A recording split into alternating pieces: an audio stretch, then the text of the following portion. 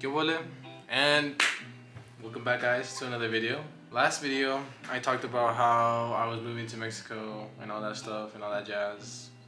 But like, I didn't tell you guys my experience moving to Mexico. So this is basically what this video is gonna be about. So let me tell you, moving to Mexico, moving generally speaking is very hard. Like, I've done it twice. I moved, well, actually no, I've done it more than twice. I think I moved 4 times. I'm not sure. I don't even remember. So I was born in Utah. I lived there for 14 years. Moved to Arizona when I was 14. Stayed there 4 years.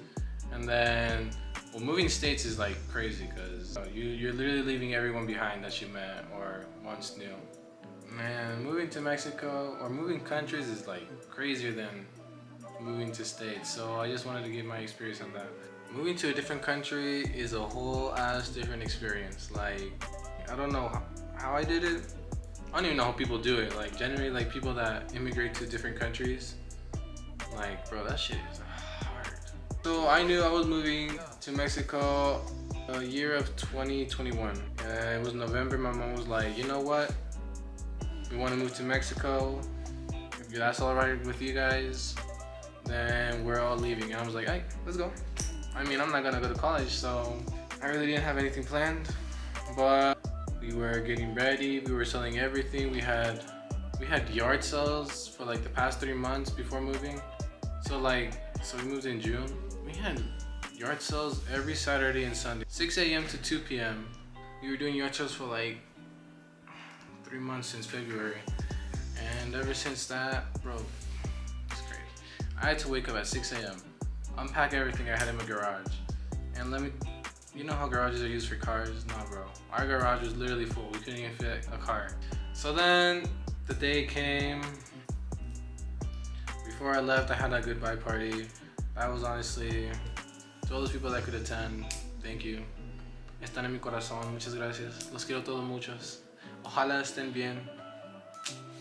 But yeah, we left on June 6th.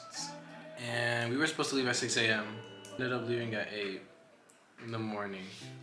We were ready. The car wouldn't turn on. Like, it would literally not turn on for like 20 minutes. We had to get our neighbors. We were like, bro, is this a sign from God? Like, do you not want us to leave? But yeah, the car ended up working, and then we left. The car ride from where I lived to the border of Mexico, I was like, bro, my whole life is gonna change. Like, it's not gonna be the same anymore. Like, all these people I've met these past 18 years, I'm not gonna be able to see them again. Well, I probably am, but like, I was being over exaggerated at the moment. And then I was like, man, I made so many good memories. I was thinking like, wow, it's almost over. And I was thinking to myself, wow, my life is really gonna change. Right after I cross that wall, I'm gonna be a whole ass different person. We were all kind of nervous. We're like, bro, our life is gonna change. Nothing's gonna be the same anymore. We crossed it. We ended up getting there at 12. It was a 4-hour drive. If you cross the border to Mexico just to visit, let me tell you, I had to write it down. If you cross the border from 480 North Mariposa Road, Nogales, Arizona, zip code 85621, run. Bro, we could have taken a different entrance. Yeah, we regret. No, we don't regret it. Well, you'll see. We had to go through security. So in you know how in the US you're not supposed to like pay cops because it's illegal. We literally paid the cops because that's how it works down there. If you want to get away with anything, you can literally just pay the cops and they'll be like, you good, get out of here. Like, so we had to pay the security guards to let us through. And that was like the sketchiest thing I've ever done. And like, we were literally entering Mexico. I'm like, bro, I'm already a whole ass criminal. We were driving on a bridge, and then at the left, you could see everything. There was a whole little city. That's Nogales, but we were around that. The signs were different. It's not miles per hour, it's kilometers per hour. And we're like, what the fuck? What's a kilometer per hour? We couldn't read kilometers. And so we were like, okay, cool. So we're gonna have to get used to this. Oh yeah, we had to also figure out what pesos were. Well, my family already knew what pesos were, but like I didn't know what a peso was. So I was like, bro, what the hell? Am I gonna have to like? I had to learn a whole different metric system or currency system, both. Cause like, bro, it's crazy. 20 pesos, and you might be thinking, wow, 20 pesos, that's like $20. No, it's not $20. It's one fucking dollar. And then, bro, the roads. Oh my god, I literally thought that bridge was gonna fall apart. Like the roads were like shaky, and like there was potholes everywhere. And then there's speed bumps you can't even see. Like literally, the speed bumps are invisible, and they're like thick. They're like 3 feet high. That's probably over exaggerating. They're like a foot or two high. But like, bro, that's crazy. Remember that. Invisible speed bumps, okay? Remember that. And then also remember that we can't read kilometers, okay? Remember that too. That's part of the story. So for Mexico, you have to go once you cross the border. There's like a place where you have to get a permit for your car, so you can drive around Mexico with like no problem at all. So the place was called 21 kilometros, right? Because like according to what it says, once you cross the border, 21 kilometers away is the place where you're supposed to where you're supposed to get the permit. But we can't read kilometers, so we were like, how much is a kilometer? Like, how the fuck, where are we supposed to get this permit, right? So that was a struggle. And remember that, okay? There's a lot of things you're gonna have to remember, but like, it'll all make sense. If you were caught without the permit, in Mexico by the police would literally strip you away from everything you had, because it's not documented with their system that says, oh, your car is documented within Mexico so you can drive around. But if they catch you, if you don't have the permit, they strip you away from everything. Like they take your car, everything that's inside your car, like your wallet, everything, man. It was crazy. Okay, so just remember, we need the permit, okay? Remember that. Remember the permit. So like once 5 miles in, crossing the border, I was like, bro, we were coming up to this town. Well, it's Nogales, but it was like a different part of Nogales. Like the sketchiest town I've ever seen in my life. I was like, bro, we're literally gonna get shot up. And then we were 7 miles in, and then I don't know, like, bro, I literally manifested this shit from thin air. I was like, we are not gonna make it through this town. And what do you know? Remember the speed bumps, how you can't see them? Well, my dad was literally driving like 40 miles per hour because we didn't see any speed bumps. And then, and we're carrying a big trailer. So we were literally driving like 50 miles per hour downhill. And then out of nowhere, the speed bump appears and we are sent literally flying into the air. I hit my head so hard on the headliner. And for all of you who don't know what the headliner is, it's the ceiling of the car. I bet you all didn't know that. I didn't either. I had to search it up because I wanted to sound scientific. But yeah, I literally left a dent inside, like from inside the car. I literally left a dent from how hard I hit my head on the headliner. We were literally sent flying like 5 feet into the air, and I was like, bro, nah. We just landed, and then all of a sudden we hear a like something popped, and we're like, oh shit, what the hell? We thought it was one of our tires. So we went to the side of the road, and then people start coming. They're like worried. They're like, oh shit, yeah, this happens. They literally said, oh yeah, this happens all the time. Like, then why, if it happens all the time, why don't you just fix the problem? Well, me and my dad got out of the car, and then everything was fine. None of the tires popped, but the trailer literally bent. Like, the trailer is connected to the tail hitch, and that literally bent. From all the weight that was exceeding, it bent down, and we couldn't drive. We couldn't take off the trailer because it was too heavy, and we were literally stuck there. And we're like, bro, there's no way. This must be a sign. First, the car not turning on in the morning. Now the trailer's broken. So then we were like, ah, shit, what the hell are we gonna do? We were worried, we were stressed, we were tired. And then these two guys came. They're like, oh yeah, we saw we were trying to tell you to slow down, but you kept you kept driving down real fast. And then like, yeah, this happens all the time.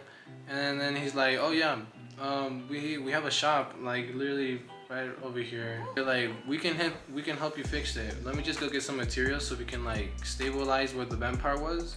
We went to go get clamps and some metal pieces and a jack machine to like lift it up. We were just waiting there for like 20 minutes.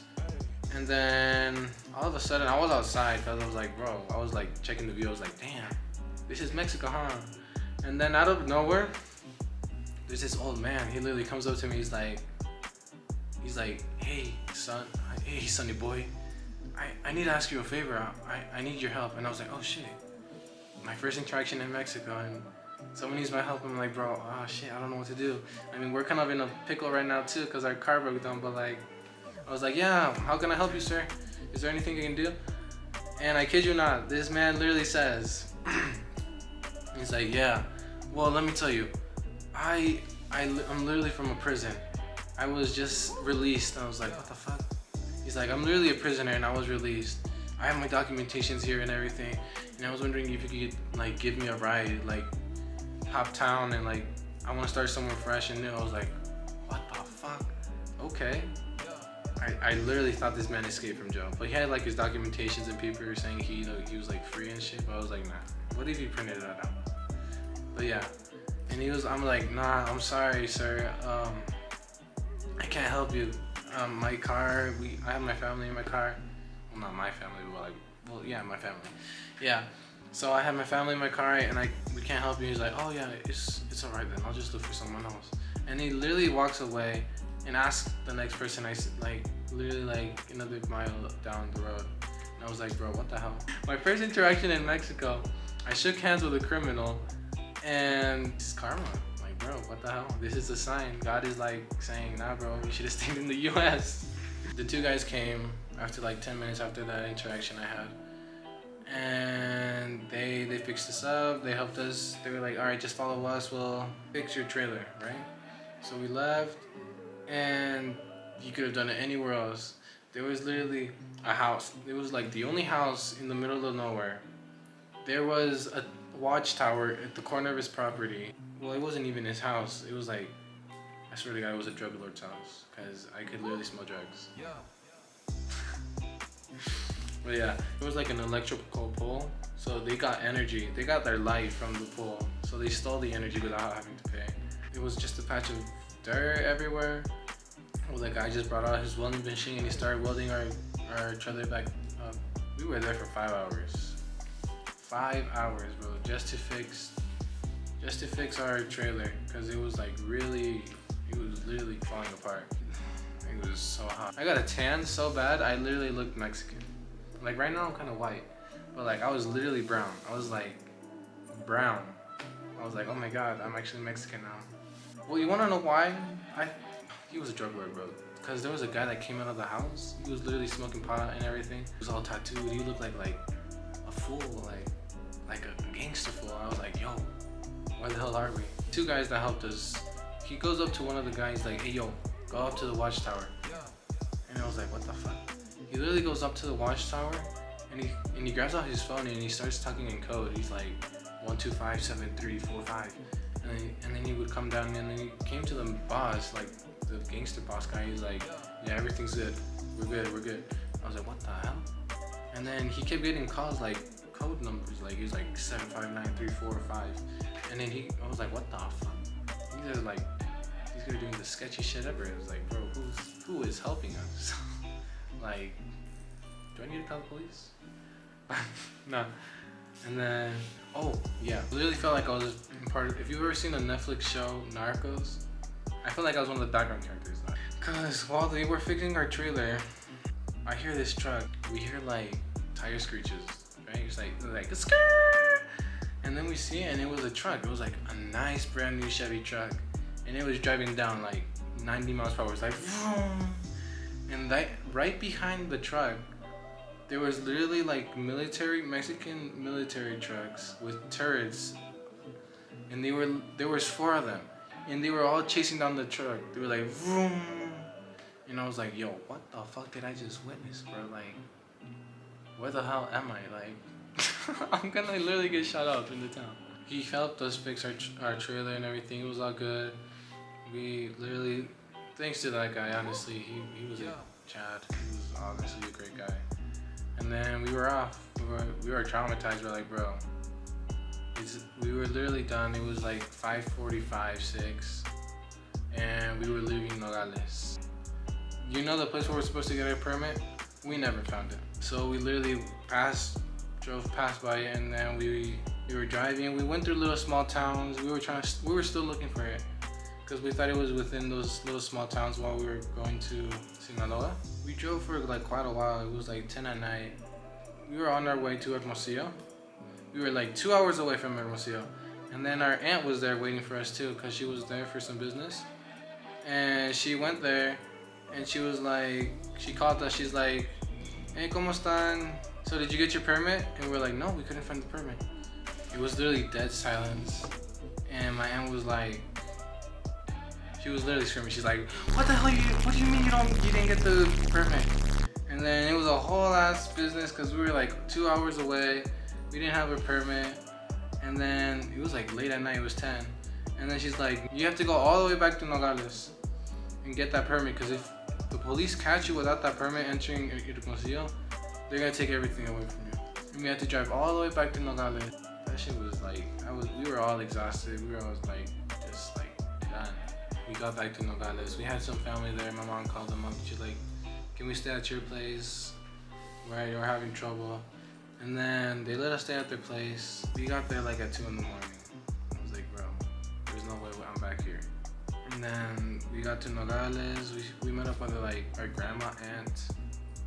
I don't know. She's my tia, but like she's like my grandma's sister. So I don't know what to call her. Grandma aunt. I'm gonna just call her tia. But yeah. She was like, oh, are you guys okay? How's your experience? And we're like, bro, don't even talk. Don't even start up with the experience, cause like we're not having it. So we got there like at 2, and we didn't eat anything. Since we left that morning, we didn't eat anything. Like we were literally starving. So we went. My uncle was like, I know some good glizzy place, a hot dog place to go get to eat, and we did.